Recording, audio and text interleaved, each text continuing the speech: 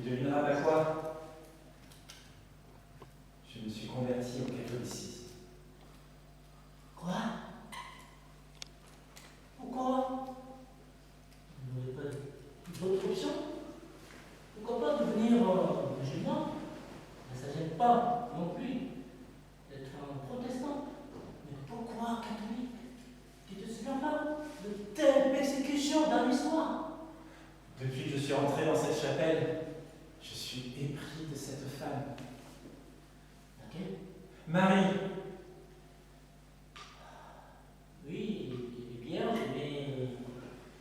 Quand j'étais petit, que je suis rentré dans cette chapelle, j'étais irrésistiblement attiré par elle. Et même si une sœur me tirait par la frange, je restais planté là.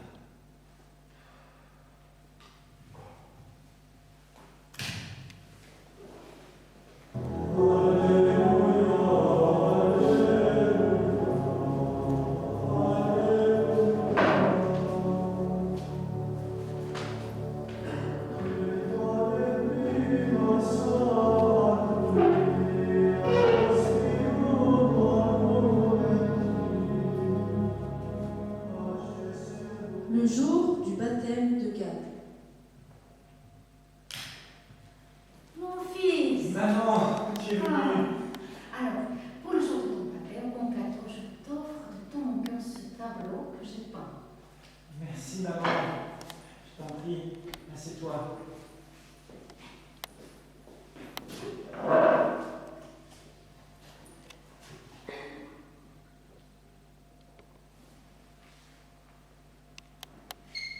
Mais comment a-t-elle eu l'idée de changer le visage de Marie par le sien?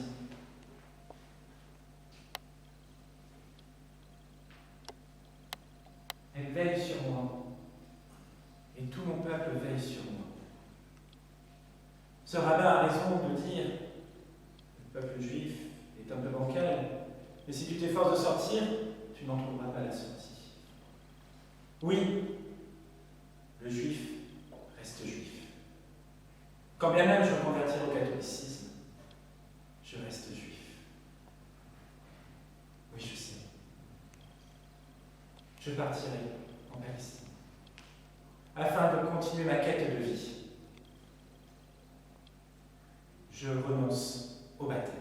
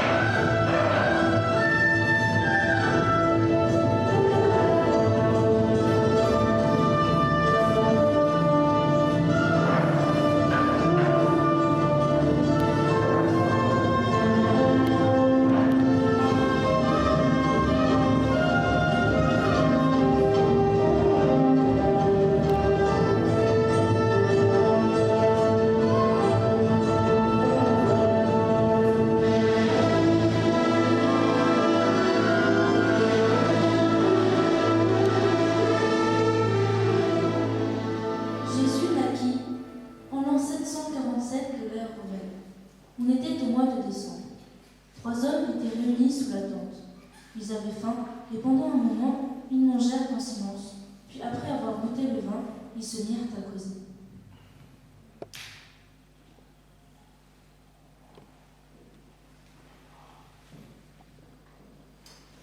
Ah, rien n'est plus doux aux oreilles d'un homme dans un pays étranger que d'entendre son nom prononcé par la voix de l'ami. Eh bien, puisque nous allons être compagnons de voyage, faisons des présentations. En effet.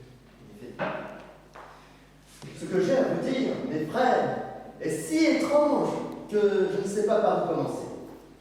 Mais une chose est certaine, c'est que j'accomplis la volonté de mon maître, et que quand je songe à la tâche qui m'est confiée, mon cœur se remplit d'une joie inexprimable. À l'ouest se trouve un pays qui ne tombe jamais dans l'oubli. car le monde entier demeurera toujours son débiteur. C'est à lui que le monde devra, jusqu'à la fin des âges, ses joies les plus pures. C'est dans sa langue que sera proclamée la doctrine de celui que nous cherchons. Et ce pays, c'est la Grèce. Je suis Gaspard, fils de Cléante, d'Athènes. Mon peuple s'adonne à l'étude et j'ai hérité de cette passion. Nous avons deux grands philosophes, dont l'un proclame que chaque homme possède une âme immortelle, et le second, qu'il existe un seul Dieu infiniment juste. Et moi je devinais qu'entre ce Dieu et cette âme existait une relation dont j'ignorais cependant la nature. Mais je criais, demandant à être éclairé. Mais aucune réponse ne me vint du ciel. Et, désespérant de trouver une solution à ce problème, je quittai la ville et ses écoles. Et voilà, il a fait. Écoutez-moi encore, mes frères. Mon ermitage se trouve à Golfe-Thermaque. Là-bas, j'ai vu un homme tomber par-dessus bord d'un navire qui passait près de la côte. Il nagea jusqu'au rivage, je le recueillis et pris soin de lui. C'était un juif versé dans la connaissance de la loi et de l'histoire de son peuple. Et j'appris que le Dieu que je priais jusque-là existait réellement, et qu'il était depuis des siècles leur législateur, leur chef et leur roi. Qu'était-ce donc, sinon la révélation après laquelle je soupirais? Ma voix n'avait pas été vaine. Dieu me répondait. Eh bien, il répond à tous ceux qui lui crient par la foi. Mais hélas, rares sont ceux qui le comprennent. Le messager qui m'envoya m'en dit encore. Il m'apprit que les prophètes qui marchaient et parlaient avec lui après la première révélation ont annoncé qu'il reviendra. Il m'a nommé les prophètes et cité leurs paroles. Et voilà. On attend sa seconde venue de façon très proche. Et elle se déroulera à Jérusalem. Et de même que pour sa première venue, qui n'était destinée qu'aux Juifs, de même en sera-t-il pour la seconde. Celui qui doit venir sera roi des Juifs, me dit-il. Et nous, m'écriai-je, nous les autres hommes, n'y aura-t-il rien pour nous? Non, me dit-il avec fierté. Nous sommes son peuple. Cependant, je ne le décourageais pas, car je ne comprenais pas pourquoi un tel Dieu aurait limité son amour et ses bienfaits à un seul peuple. Je persévérai donc à le questionner et j'appris de lui, en surmontant son orgueil, que ses pères avaient été destinataires de la vérité pour la transmettre à d'autres, afin qu'un jour le monde entier soit sauvé par elle. Une fois que ce juif fut parti, je me remis à prier afin de demander à voir et adorer ce roi quand il sera venu. Un soir, que j'étais à la porte de ma caverne, songeant à ces mystères, je vis tout d'un coup, au loin, une étoile s'éclairer dans l'obscurité qui s'étendait sur la mer. Lentement, cette étoile s'éleva dans le ciel, elle s'approcha de moi, jusqu'à éclairer la montagne, la porte de la caverne devant laquelle je me tenais. Puis elle m'éclaira, et je tombai à terre et m'endormis. Et dans mon rêve, une voix en songe me parla et me dit: Ô Gaspard, ta foi a remporté la victoire. Avec deux hommes venus des extrémités de la terre, tu verras celui qui doit venir et tu lui serviras de témoin. Lève-toi de bon matin et va à leur rencontre en te laissant guider par l'esprit. Et de bon matin, je me levai, l'âme illuminée par l'esprit, comme un soleil brillant. Je quittai ma tunique permise, repris mes anciens vêtements, ainsi que le trésor que j'avais emporté avec moi en quittant la ville et laissé dans une cachette. Puis je partais pour Antioche où je fis l'achat d'un dromadaire ainsi que de mon matériel, puis passant par Damas, Éphèse, Bosra, Philadelphie, pour enfin arriver par où. Voilà, vous connaissez toute mon histoire. Faites-moi connaître la vôtre. Eh bien, notre frère a bien parlé, puis-je faire le même. Sachez, mes frères, que je me nomme Melchior. Je suis en vie de naissance, et mon peuple a précédé tous les autres peuples dans le champ de l'exploration de la science. Nos Védas, nos livres sacrés, sont et seront toujours existants, parce qu'ils sont les sources primitives de toute la religion. En effet, les hindous, nous sommes venus à la connaissance de deux choses, qui est l'existence de Dieu et qui est l'existence de l'âme. Ainsi donc, mon frère ne prenne pas mal ce que je suis en train de dire, mais en effet, avant même que ton peuple ne fût né, on avait ces deux connaissances. Et avec ces deux connaissances, nous sommes venus à la conclusion que Brahma est le Dieu suprême de notre race. De sa bouche sont sortis les Brahmanes, ceux qui sont les seuls dignes d'enseigner les Védas, parce qu'ils sont semblables à lui. De ses mains sont sortis les vaillants guerriers, de sa poitrine, ceux qui produisent les bergers, les agriculteurs, et enfin de ses pieds, ceux à qui sont laissés les travaux sérieux, les serfs, les domestiques, les artisans, les laboureurs. Eh bien, je suis né moi-même. Ma vie était réglée au moindre détail. Et si mon âme obéissait à ces règles, elle s'éleva et elle jouissait du repos éternel qu'on donnait Brahma. Mais si je violais le moindre détail, mon âme périssait et je devenais en ver de terre, en insecte, en serpent, en brute. Mais hélas, en entrant dans ce qu'on appelle le deuxième ordre, j'en viens à douter de tout. Même de l'existence de Brahma, je suis devenu hérétique. Néanmoins, au fond de cet abîme, j'entrevoyais des lueurs d'espoir et de lumière que j'aspirais atteindre. Mais il me fallut attendre de longues années avant que le jour ne se fît en moi. Enfin, j'ai compris, frère, que le principe de la vie, l'élément de la religion, le lien entre Dieu et l'âme, c'est l'amour. Alors, je suis parti sur le Gandalagore, et là, j'annonçais avec ardeur l'amour universel à tous les peuples réunis. Et hélas, j'étais chassé, persécuté. Ils voulaient même enlever ma vie. J'ai prêché aux pèlerins, j'ai prêché aux passants. Personne ne voulait m'entendre. Tous me rejetèrent. J'étais seul. Il ne resta plus de place pour moi.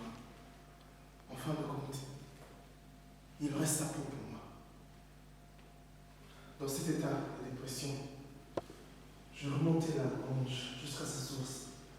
Et là, dans la fente d'une caverne, je priais Dieu, je jeûnais et je désirais la mort.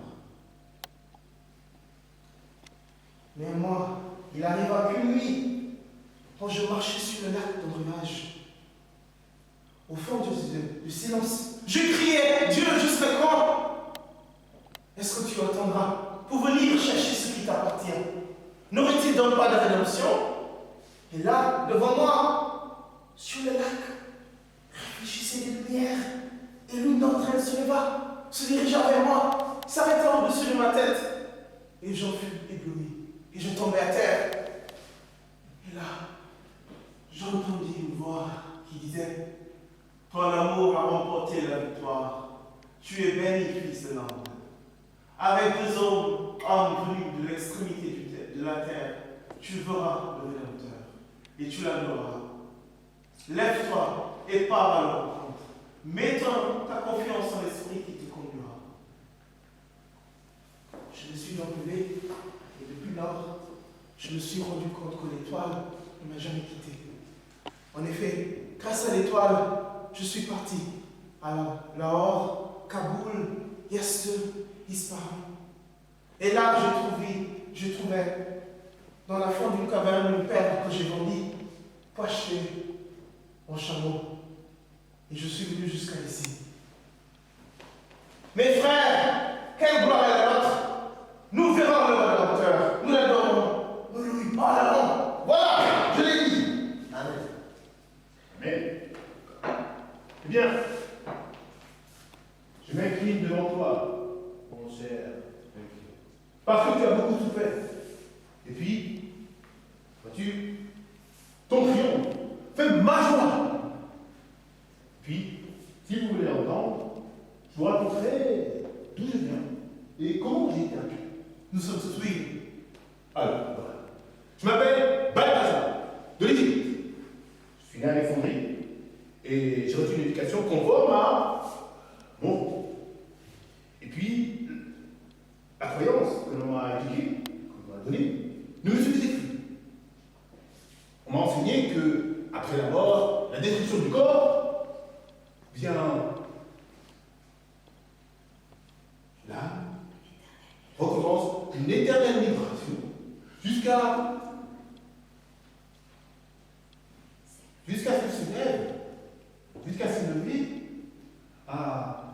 plus infime bête jusqu'à l'humanité. Et ce, sans tenir compte de sa vie ici-bas.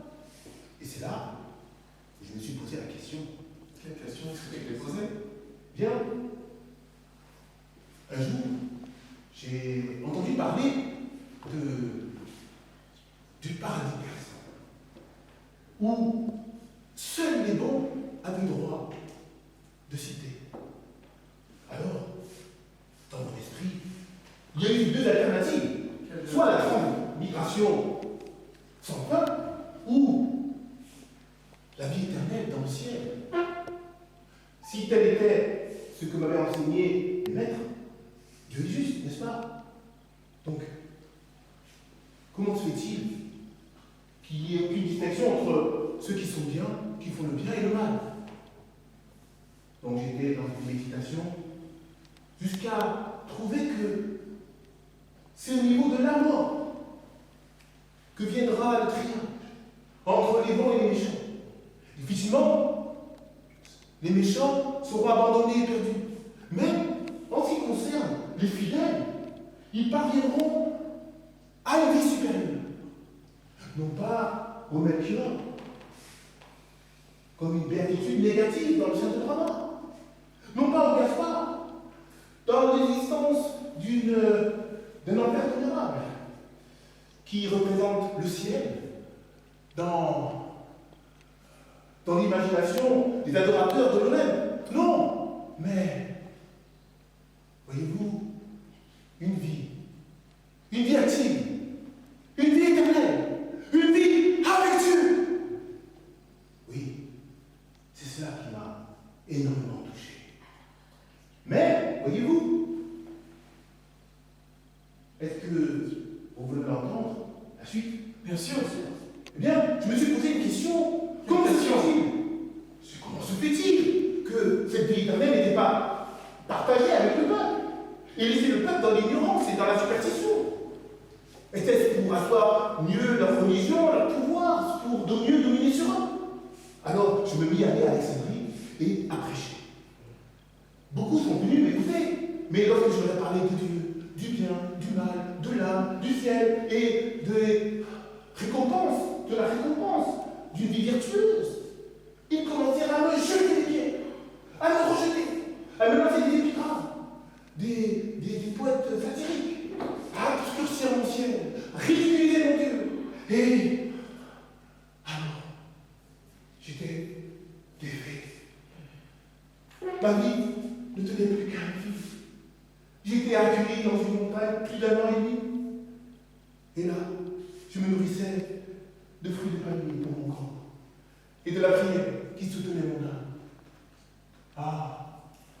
J'ai prié à Dieu. J'ai prié, Seigneur, le peuple se meurt. Quand viendras-tu? Et ne verrai-je pas ton salut?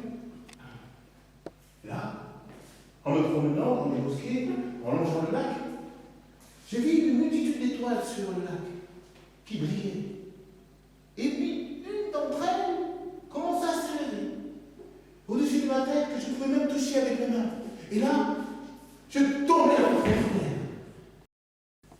Et j'ai entendu une voix qui n'était pas de ce monde, qui me disait: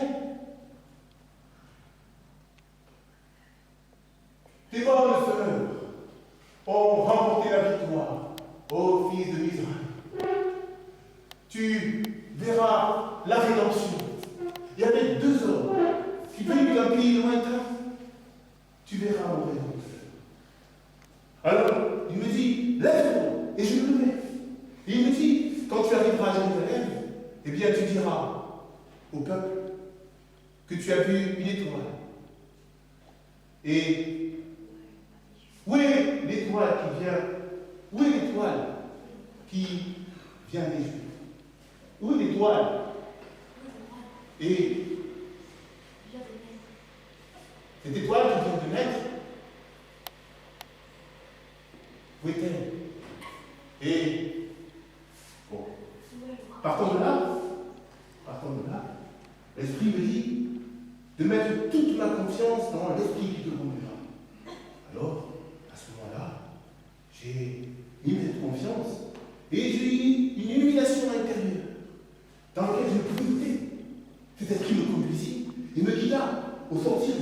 jusqu'à Memphis. Puis, il me transféra jusqu'à la traversée des déserts. Là, j'étais un chameau. Et de là, je continuais mon chemin jusqu'à Suez. Puis, jusqu'à Philippec, traversant le pays de Moab, jusqu'au pays de Hamon, sans m'arrêter. Et j'arrivais jusqu'ici.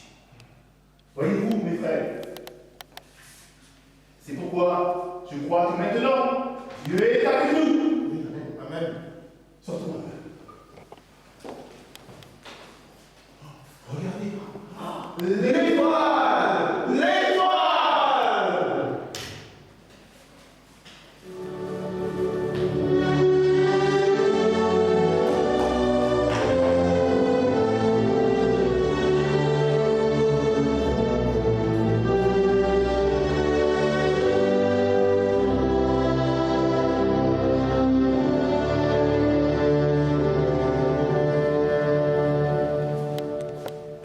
Les trois étrangers arrivèrent à Jérusalem.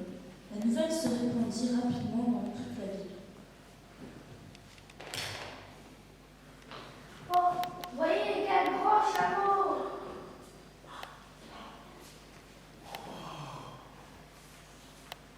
Alors, bon Jean, est-ce que la ville de Jérusalem n'était pas proche? Oui, oui, monsieur.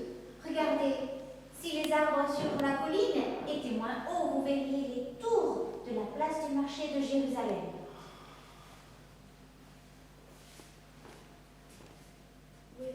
Oui, l'étoile. L'étoile? Mais où on a vu l'étoile? Non. Oui, le roi des Juifs qui vient de naître. Hein? Vous n'avez pas entendu? Non, non. Eh bien, dites à tout le peuple que nous avons vu son étoile et que nous sommes venus pour l'adorer.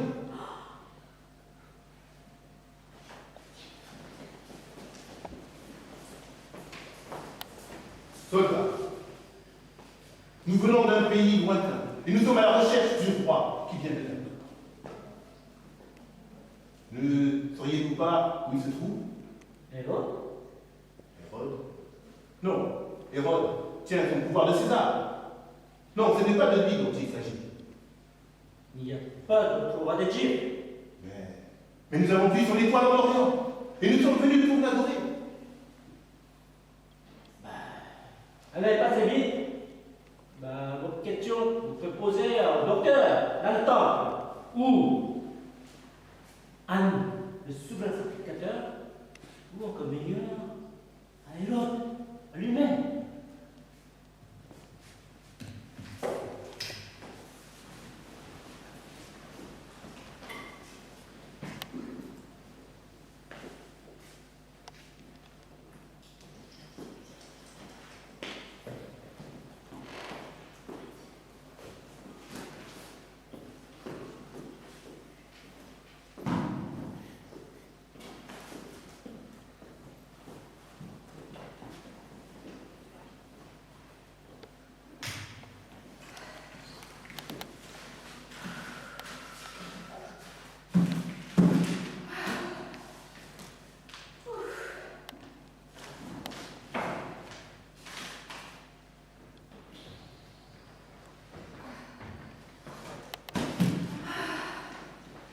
Bientôt nuit. Il est temps de s'arrêter. Ouais, si. Il était terminé. Bon, même si c'est pas terminé, il faut bien qu'on s'informe de ce qui se passe. Hein? Il y aurait-il quelque chose de nouveau? Comment ça? Vous n'êtes pas au courant? Non. Le Christ. On dit que le Christ est né. Le Christ? On le dit. Qui donc? Un peu tout le monde, c'est les bruits qui courent. Les gens croient ça. Oui, cet après-midi, tenez, du côté du lac de Cédron, 3 hommes sont montés sur des chameaux immenses, tels qu'on n'en avait jamais vu tel à Jérusalem. Leur harnachement ruisselait d'or, et ils étaient assis sous des tentes de soie. Personne ne sait qui ils sont, mais je crois bien qu'ils viennent des extrémités de la terre. Et attendez la meilleure. L'un des 3 dit aux autres: où est le roi des Juifs? Nous sommes venus de l'Orient pour l'adorer. Alors, où sont-ils?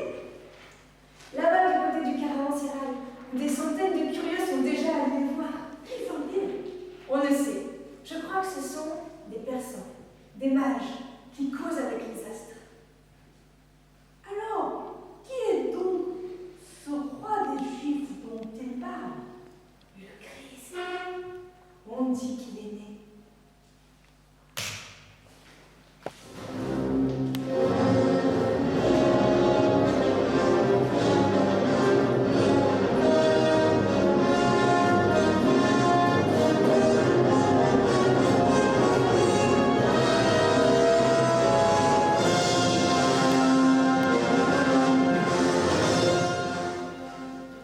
Hérode entendit la nouvelle lui aussi, et alla s'informer auprès du savant biblique de la ville.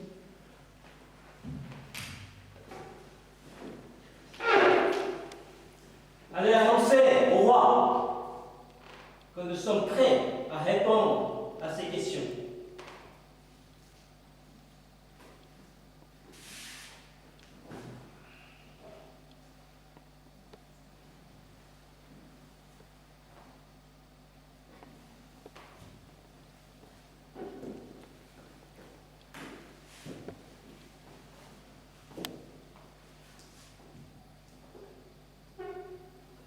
As-tu la réponse? La paix de Dieu d'Abraham, d'Isaac et de Jacob soit avec toi, ô roi Hérode, qui t'est informé auprès de nous de l'endroit où doit naître le Christ. Telle est ma question. Eh bien, à mon nom, nom de mes frères, je te répondrai. C'est à Bethléem, en Judée. Bethléem, en Judée. Le Christ doit naître, selon ce qui est prophétisé. Car, et toi, Bethléem, tu n'es certes pas la plus petite la ville de Judée, car de toi sortira le conducteur qui va perdre mon peuple.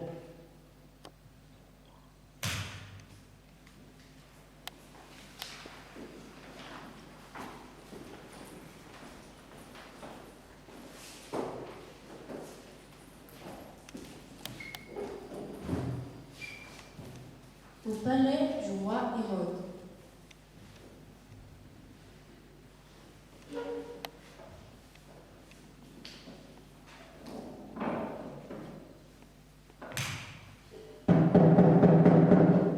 Balthazar, Gaspard, Melchior.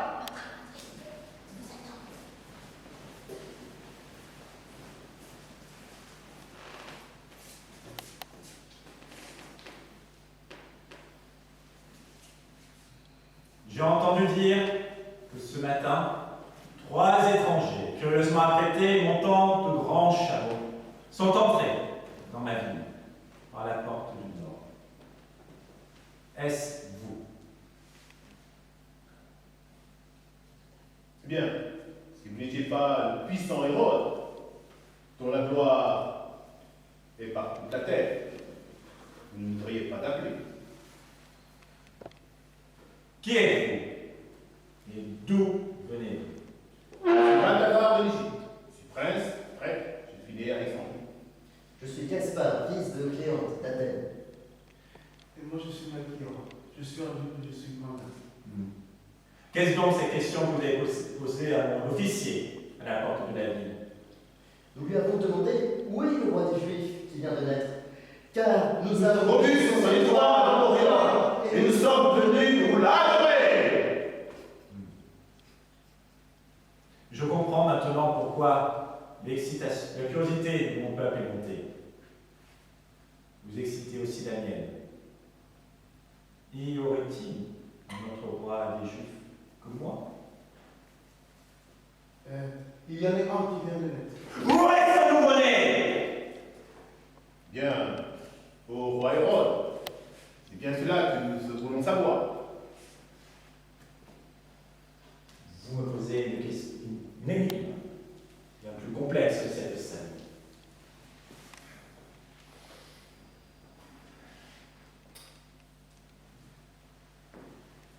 Racontez-moi tout ce que vous savez. Expliquez-moi Dites-moi tout de ce petit enfant. Je vous aiderai dans vos recherches. Je userai de mon influence sur César, afin qu'il proclame sa royauté.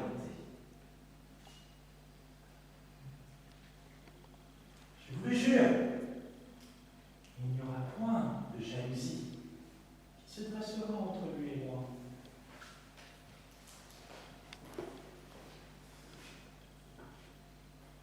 Mais, dites-moi, comment se fait-il que, séparés par des déserts et des mers, vous trois ayez entendu parler de cela? Bien, au roi Hérode, je te parlerai en vérité. Tu sais qu'il y a un Dieu tout-puissant. Eh bien, c'est lui qui nous a ordonné de venir jusqu'ici. Et il nous a annoncé que nous trouverions le Sauveur du monde, que nous pourrions l'adorer et lui rendre témoin. Et comme si il nous a donné à chacun l'étoile, ô roi. Vous vous moquez de moi! Si cela n'est pas, expliquez-vous. Quel viendra-t-il de sa volonté? Il sauvera le monde De quoi? de ses péchés Par quel moyen? par sa divine vertu, sans l'amour et la foi. Ainsi donc, vous êtes les héros du Christ. N'êtes-vous que cela? Nous sommes encore des serviteurs, ô roi Hérode. Je vois bien que vous êtes les héros du Christ. Sachez que la nuit dernière, j'ai consulté tous les savants juifs. Et ils m'ont affirmé que c'est à Bethléem qu'il doit naître. Allez-y, informez-vous sur tout ce qui concerne ce petit enfant. Et rapportez-les-moi, afin que moi aussi, j'aille l'adorer.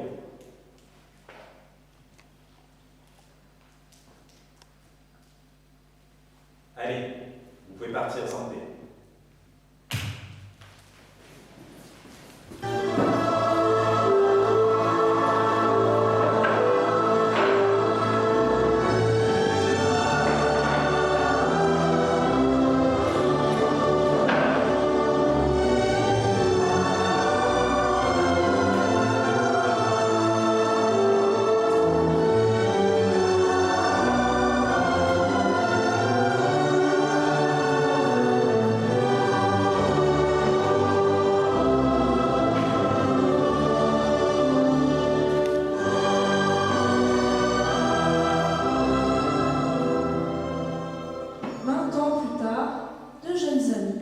Judas, un prince juif, et Massala, un romain, se rencontrent après 5 ans de séparation. Judas, nous nous sommes quittés il y a si longtemps. C'était dans ce jardin. Combien d'années y a-t-il de cela déjà? 5. Oui, 5 ans. Je me souviens de nos adieux. Je t'en allais avant. Je te vis partir et je pleurais, car je t'aimais. Maintenant tu es revenu, accompli autant qu'un prince peut l'être. Et pourtant, j'aurais voulu que tu sois encore le Massala d'autrefois. En quoi ne suis-je plus le Massala d'autrefois? Le plus grand logicien du monde disait, avant de répondre à ton antagoniste, comprends-le. Alors fais-toi comprendre, Judas. Tes maîtres t'ont appris à parler avec aisance, mais tes mots me blessent. Judas, je ne te comprends point. Dis-le-moi clairement. De quoi t'ai-je blessé? Moi aussi j'ai appris de mes maîtres, Simeon, Hélène et d'autres, qui sont tous des logiciens célèbres. Ils m'ont fait comprendre que l'HD n'était plus ce qu'elle fut un jour. Quelle désolation de voir le Samaritain, par la loi romaine, devenir juif. Tu ne comprends pas, Judas. Regarde, nous tous. C'est le temple, et mes doigts sont les frontières de la Judée. N'y a-t-il rien au-delà de ces frontières qui ait quelque valeur pour vous? Les arts, par exemple? Hérode fut un grand architecte, mais pourtant son nom est exécré. Alors, Judas, je vais inventer, mais je vois que je ne t'ai point fait d'offre suffisante. Donc, voilà.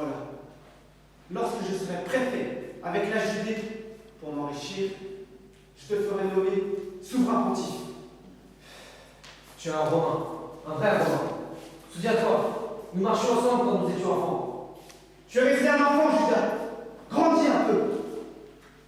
Ressaisis-toi. Parle comme un homme.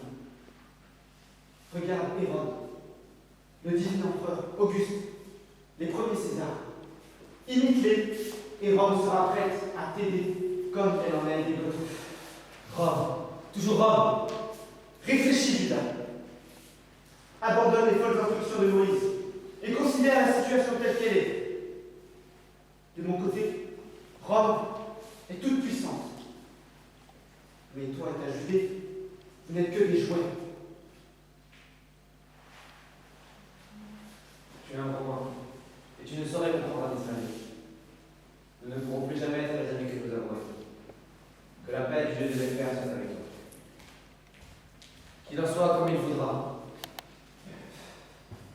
La guerre est tout, l'amour n'est rien.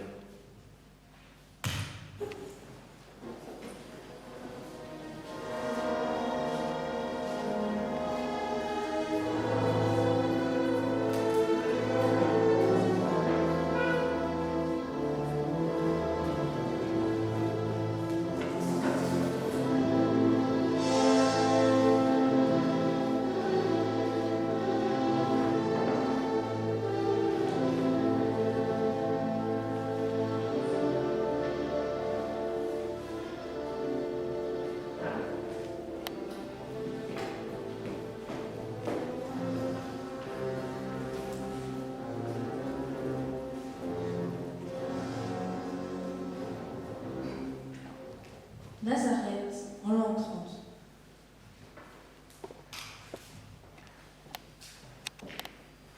Ah, mais Joseph, heureusement vous êtes ici. Regardez, ici il y a un prisonnier. Demandez au soldat. Qu'est-ce qu'il a fait?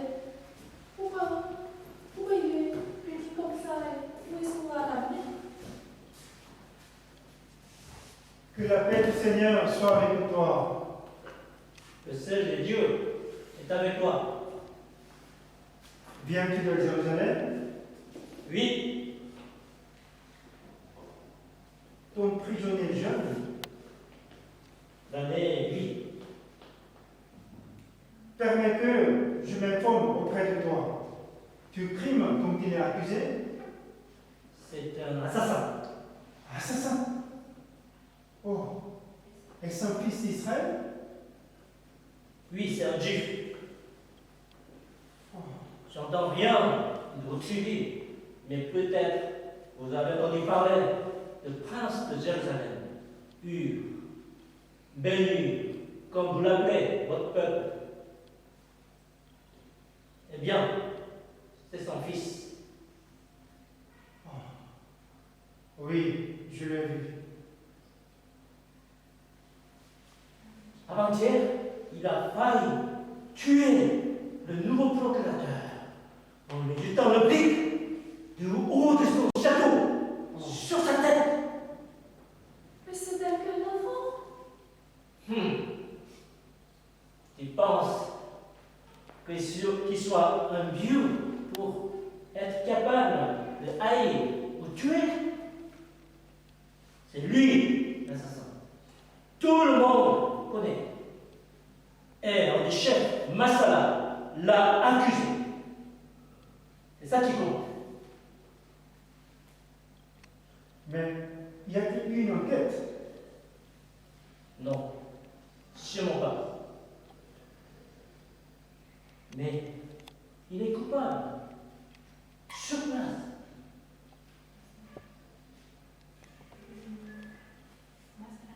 Massala l'a accusé. C'est tout. À quoi a été condamné? Au galère pour la vie. Oh, Aux galères! Oh, que le Seigneur lui soit en aide.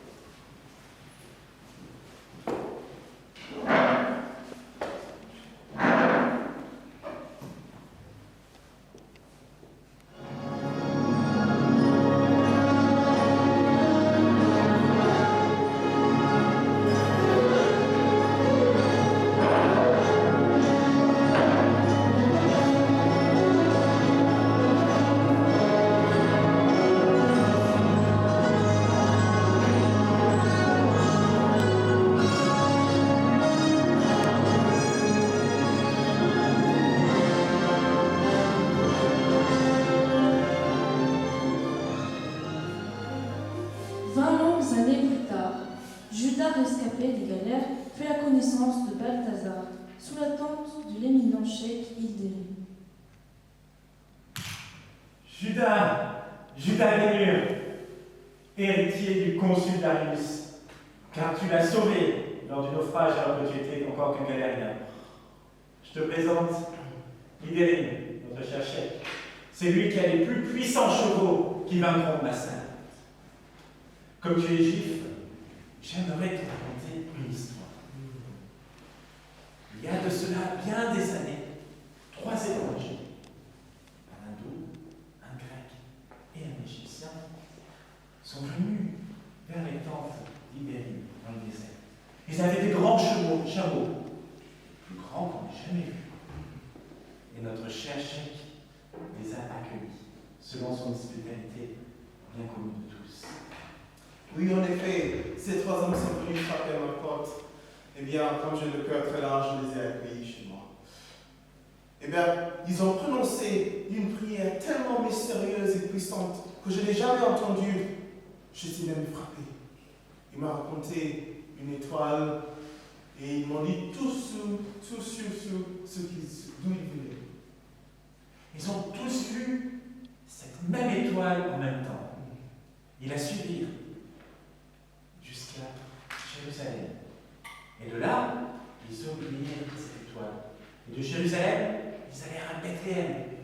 Et ils trouvèrent dans une caverne un petit bébé. Ils s'agenouillèrent, l'adorèrent et lui offrirent des précieux présents. Puis, de suite après, ils durent partir, parce qu'ils savaient que si Hérode les retrouvait, il les tuerait. Alors, ils allèrent chez notre cher cheikh et les accueillit pendant une bonne année. Après quoi, chacun partirent sur la route de chez personnel. Chacun sur leur chemin. Eh bien, merci mon ami Manuche. Tu as bien raconté cette histoire. Dis-moi, si bien ce jeune homme que tu présentes comme celui qui va conduire mes chevaux, oui, il a gagné toutes les courses de Rome. C'est merveilleux. Grâce à toi, nous allons certainement gagner contre les 4 chevaux noirs de Marsala. Entre bien, Balthazar. Ah, mon ami Balthazar est là. Ah, Balthazar, c'est bien d'être là. Que la paix et la bénédiction du Dieu d'amour et de vérité soient avec toi. Merci beaucoup. Balthazar, je te présente Judas Lémur. Il vient fort recommandé par mon ami Manuche. Et c'est lui qui va rompre le pain avec nous ce soir. En effet, je lui ai permis dès demain d'essayer tous les chevaux. Et si tout va bien, il va les conduire à la victoire contre les 4 chevaux noirs de Marsala. Nous allons vaincre. Eh bien, asseyons-nous et discutons un peu. Dis-moi, quelle nouvelle racontes-tu? Eh bien, je suis allé à Jérusalem, à Bethléem, pour voir l'enfant que j'étais à la recherche il y a près de 30 ans. Bien, je l'ai trouvé. Mais, il y a des preuves écrites avec le sang, des villages en deuil, des femmes qui pleurent leurs enfants. Voyez-vous, lorsque nous avons fui, Hérode a mis à mort tous les enfants de Bethléem. Et il n'en échappa aucun. Tous les enfants sont morts? Eh bien, c'est ce que l'on m'a rapporté. Mais je ne le crois pas. Et je ne le crois pas encore maintenant. As-tu reçu à ce sujet une révélation spéciale? Bien, ce n'est pas cela. Vois-tu, l'esprit nous conduisit jusqu'à la caverne des Pandora. Et au sortir de la caverne, nous avons levé les yeux vers le ciel pour trouver l'étoile, mais nous ne l'avons pas trouvée. De là, nous avons conclu que nous étions livrés à nous. Mais alors, nous avons été conduits jusqu'à la demeure de Tchèque, dans laquelle nous avons trouvé refuge. Ah oui, en effet, je me souviens maintenant. Il m'avait raconté le fait que l'esprit les avait revenu vers moi. Eh bien, justement, c'est cet esprit-là qui m'avait donné une révélation en 3 points.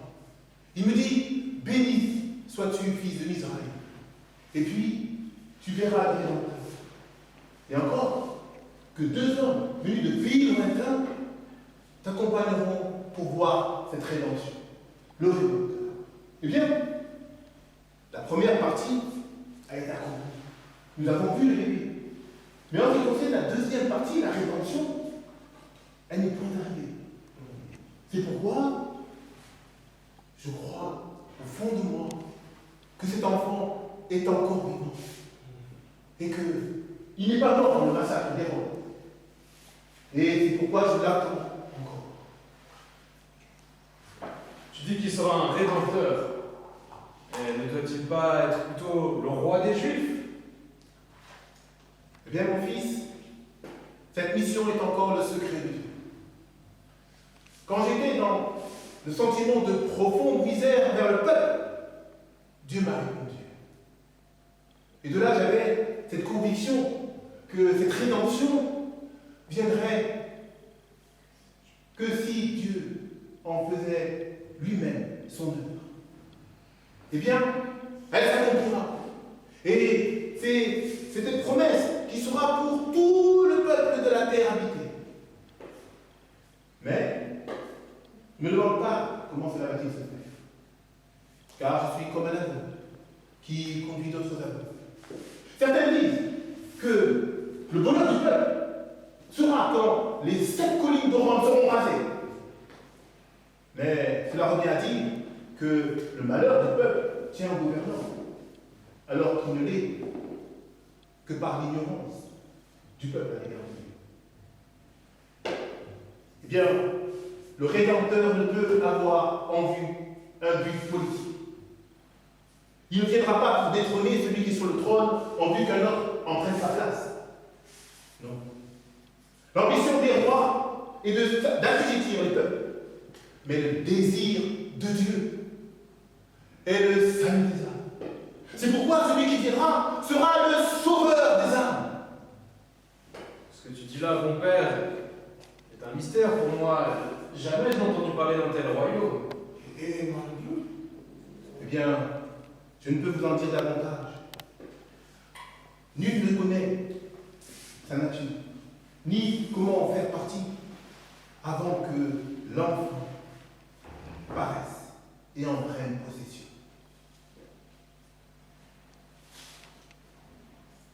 Quant à moi, depuis que je suis petit, je demandais à ma mère quel métier je pourrais faire. Car, quoique étant riche et vivant de rente, pour un juif, ne pas avoir de profession est un sujet de honte. Je voulais alors être comme Massala, un soldat de Rome, en allant à Rome. Ah, mais maintenant, j'ai été adopté par le consul Quintus Arrius. J'ai étudié tous les arts militaires à l'Académie de Rome. Mon seul but est à présent de me venger de tous ceux qui m'ont fait du mal, partant de Massala et de Rome, qui fait tant de mal à tous les peuples conquis.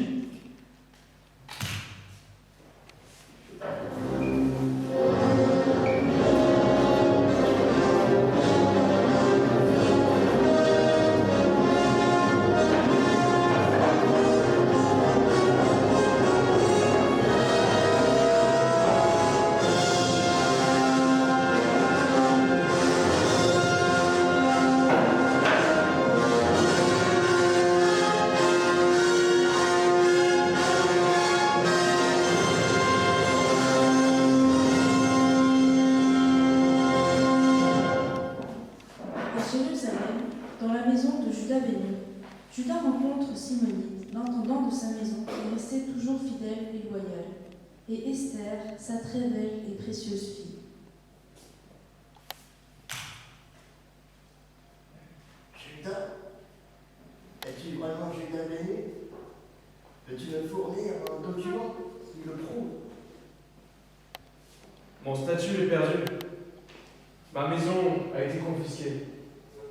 Ma mère et ma sœur ont disparu. Le seul témoignage que j'avais était celui de mon père adoptif, le consul Quintus Arrius. Mais il est décédé. Après votre accident, persuasion, je partis immédiatement du comptoir d'Antioche pour venir à Jérusalem. Là-bas, j'ai été arrêté par le procurateur Gratien, qui m'a torturé afin que je livre tous les biens de la maison de Louis. Mais je n'ai rien dit. Regarde, Julien, mon corps paralysé comme preuve. Mais Gratien a saisi ta maison. Regarde, Julien, il me reste Esther, ma fille, qui m'est un seul trésor. Le voici. Esther, apporte à ce jeune homme un verre de vin et un morceau de pain.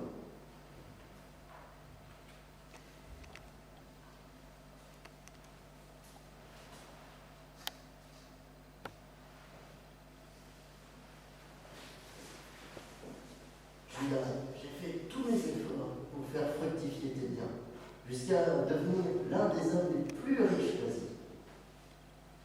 J'ai envoyé mon serviteur Malouche pour t'espionner, et voici, il m'a tout rapporté. Je sais tout de toi. Je sais que tu es le fils de Maître Dieu. Et voilà, je suis ton serviteur à vie. Et toute cette fortune te revient.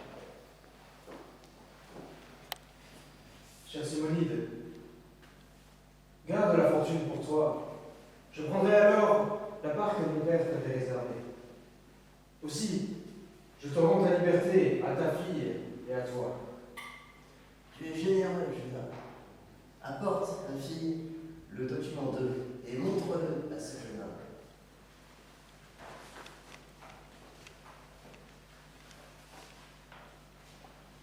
Tu le lis? La clause numéro 2. À toi, les esclaves à vie, dont moi et ma fille. Mais que veux-tu que je fasse de tout cet argent? Je veux qu'il soit utilisé pour ton projet. La vengeance à nos ennemis.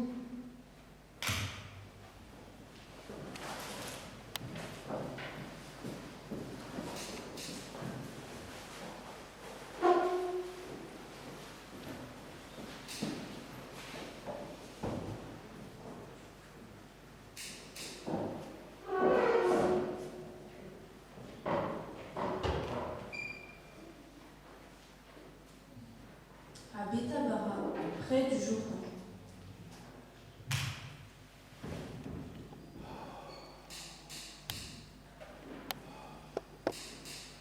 Dites-moi, que font tous ces gens amassés près de la rivière? C'est l'idée de Bethabara. Les gens viennent ici pour écouter un homme et se faire baptiser par lui. Baptisés? Ah, je vois que tu n'as pas encore appris la bonne nouvelle. Une bonne nouvelle? Quelle bonne nouvelle? Il y avait un homme très saint dans le désert, dont la bouche était pleine de paroles étranges qui font une profonde impression sur ceux qui les entendent. Il s'appelle Jean, fils de Zacharie. Il dit qu'il est le messager envoyé pour annoncer le Messie. On dit que ce Jean a passé sa vie depuis son enfance dans une caverne d'Engedi, priant et menant une vie plus sévère que les Esséniens. Tu sais, des foules viennent l'entendre prêcher. Tout le monde était venu. Et il y a quelques jours, un autre homme est apparu. Et Jean, le Baptiste, se mit à dire: voici l'agneau de Dieu qui ôte le péché du monde. Puis, Jean le baptisa. C'était un moment vraiment impressionnant. Même, nous avons entendu une voix qui s'était retentée dans le ciel. Voici mon fils, l'objet de toute mon affection.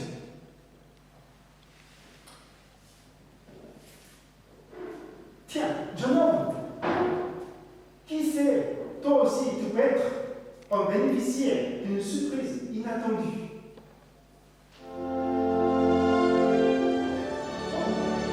Tiens, voici.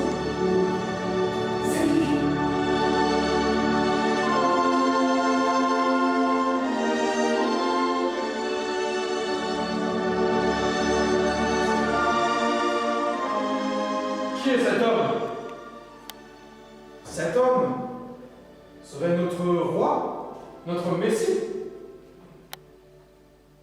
Il me semble que ce serait une offense que de songer à associer cet homme si humble, si doux, aux idées de guerre, de politique, de reconquête.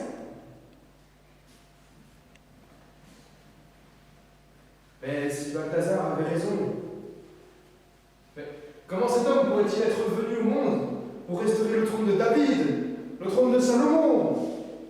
Il n'a de toute évidence ni la nature, ni le génie d'un Hérode. Tout en faisant ces réflexions, il se disait qu'il avait déjà vu ce visage.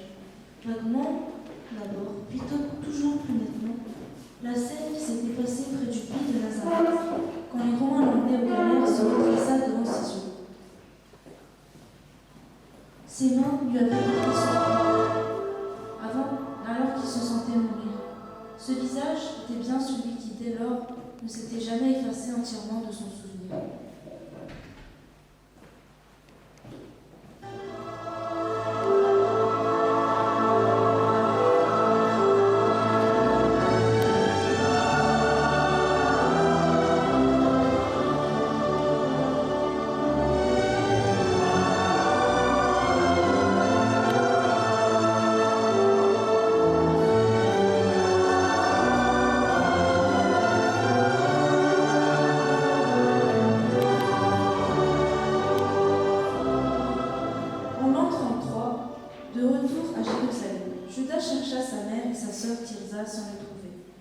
Devenues lépreuses au fond des cachots romains, elles furent libérées et se réfugièrent dans les cavernes à l'écart de la ville, avec plusieurs autres lépreux. Seule Amra, la servante de Judas, était au courant, car la mère de Judas lui avait fait jurer de ne rien dire à son fils. Balthazar rendit visite à Judas dans sa maison.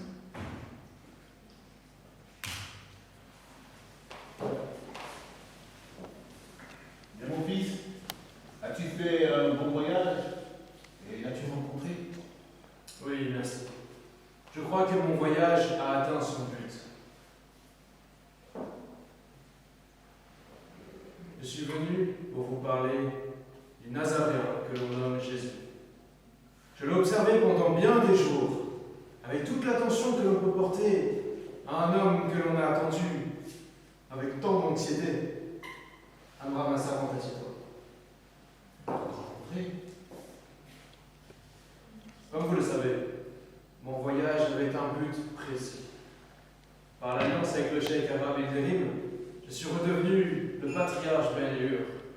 Et grâce à mon intendant fidèle, je suis même devenu un des hommes les plus riches d'Asie. J'étais comblé. Mais mon âme n'a pas de paix, car la vengeance ne me laisse aucun repos. Je dois me faire justice contre l'injustice totale dont je suis la principale victime. Dieu lui-même, il a dit, œil pour œil, dent pour dent. Je dois donc me faire l'instrument de cette justice divine. Tout est prêt. Tout est prêt pour assembler autour du Nazaréen tous les Galiléens. Le Nazaréen est celui qui t'a été désigné par l'étoile, Balthazar. La souffrance d'Israël est bientôt terminée. Je suis indubitablement l'instrument. Une puissance rédemptrice pour le peuple d'Israël. J'ai attendu, j'ai préparé mes légions pendant bien des instants, pendant tout ce séjour en Galilée. J'ai attendu le signe du Messie, le signe de Jésus de Nazareth, patiemment. Il devenait de plus en plus mystérieux pour moi. Il a vraiment une puissance surnaturelle.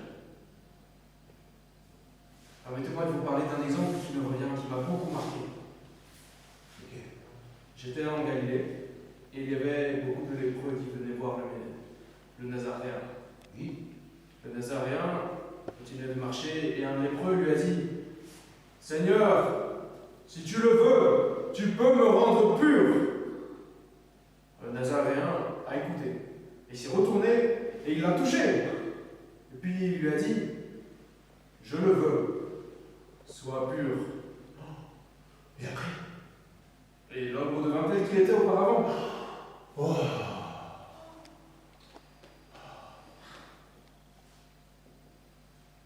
Si mon maître dit vrai, alors les lépreux peuvent retrouver la santé.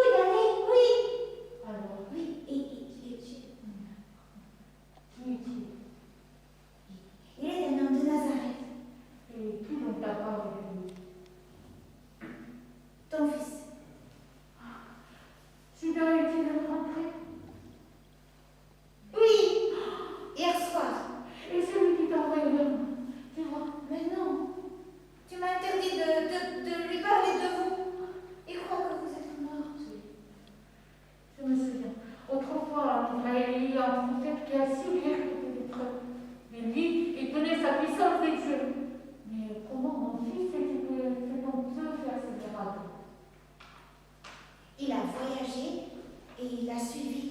Et pendant son voyage, des lépreux se sont approchés de lui et ils sont repartis guéris. Oui. Oui. Il faut y aller, oui.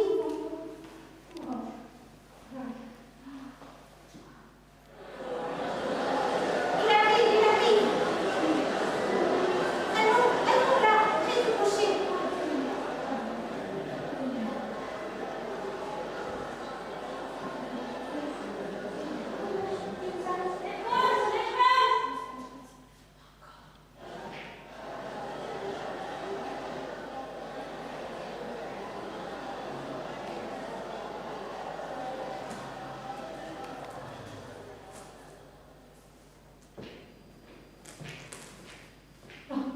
Regarde là, tu vois ce que nous sommes.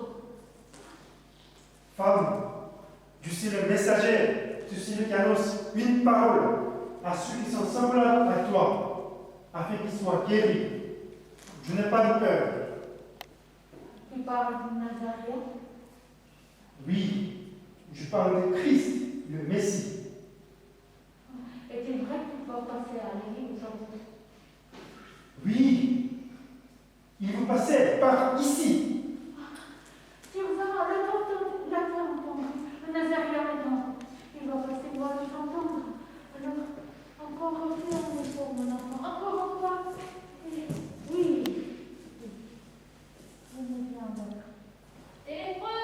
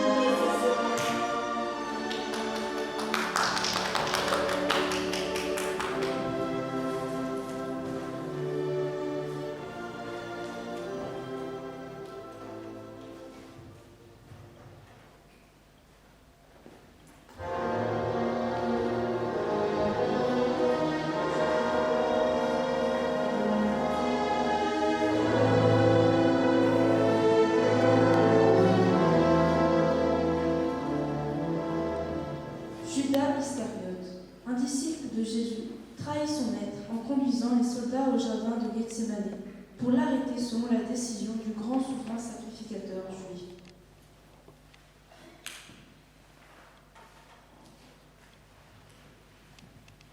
Quelle lugubre procession. Je veux voir comment cette affaire se termine. Ravi, je te salue. Judas, trahis-tu ainsi le Fils de l'homme par un baiser? Pourquoi es-tu ici?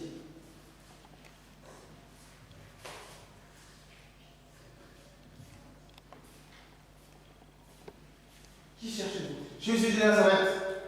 C'est moi.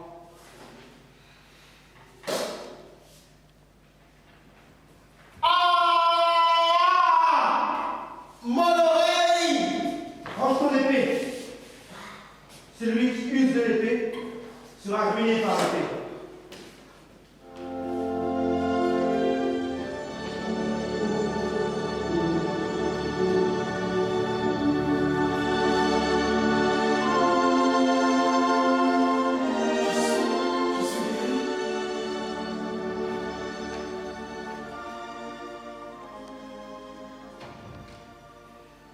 Quelle scène émouvante. Mais ce n'est ni l'image d'un roi, ni celle d'un soldat. Je n'y comprends plus rien. Ce n'est pas du tout l'image du roi que j'attendais. Peut-être que Balthazar avait raison. C'est l'image de son roi. Que me reste-t-il à présent?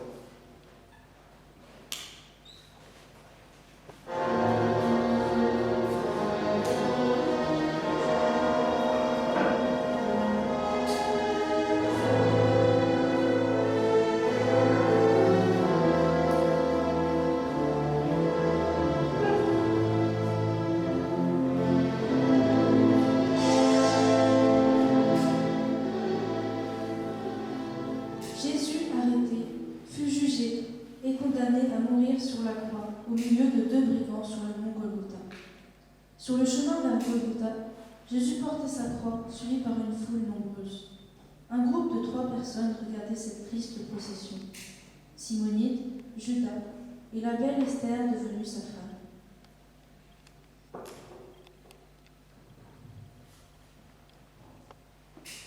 Oh mon Dieu! Mon Dieu!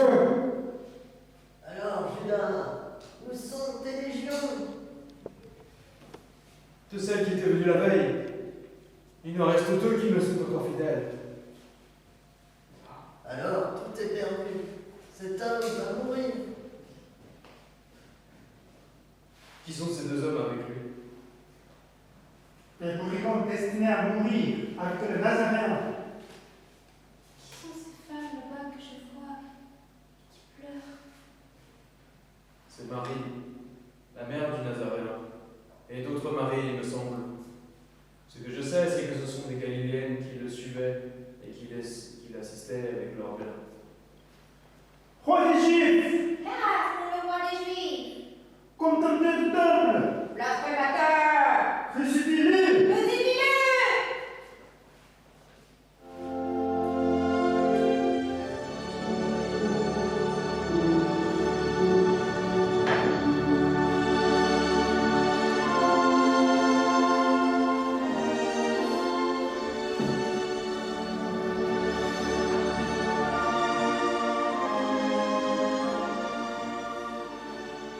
Jésus fut crucifié sur la croix et sur le mont Golgotha. Judas, à ses pieds, tout à coup, vit se dresser devant lui la grande dette qu'il avait contractée envers cet homme. Il se rappela le jour où des soldats romains le conduisaient à une mort certaine, et l'expression divine de Jésus qui lui avait donné à boire près du puits de Nazareth.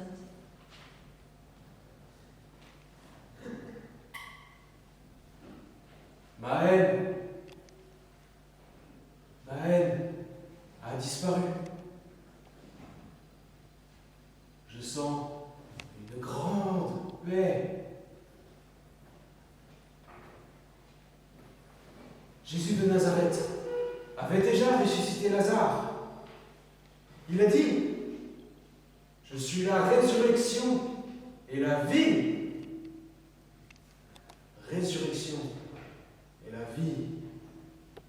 Ces mots résonnent en moi, comme dans un rêve, mais prennent un sens nouveau à présent. Mais pourquoi fallut-il que tout cela se passe ainsi? Oui, c'était la volonté du Nazaréen. C'était la volonté de Dieu. Balthazar me l'avait dit. Le désir de Dieu, c'est de sauver les âmes. Il a sauvé mon âme.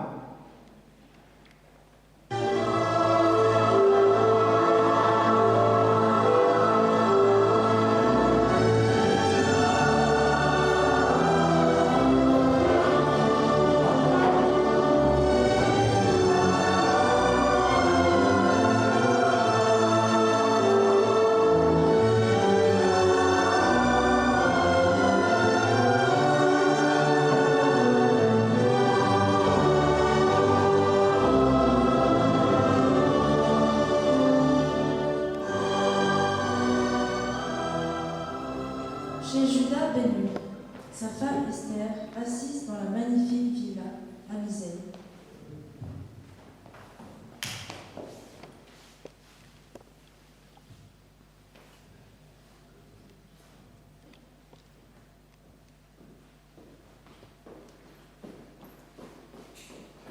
Chère dame, une femme veut vous rencontrer.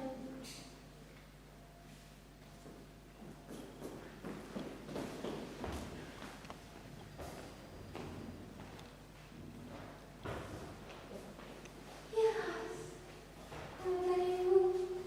Je vous en prie, entrez.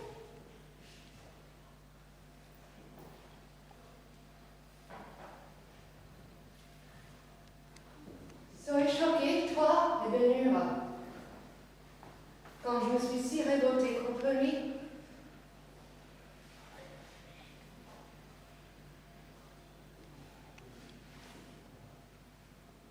Je reconnais combien ma pensée était révoltée à l'idée du Nazaréen. La paix, l'amour.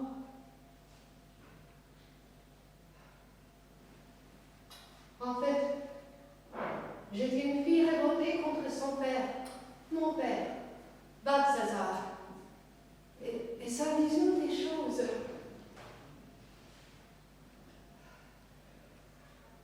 Mais dis à ton mari que son ennemi est mort. C'est-à-dire, il m'avait rendue si malheureuse. Son ennemi? Que je l'ai tué.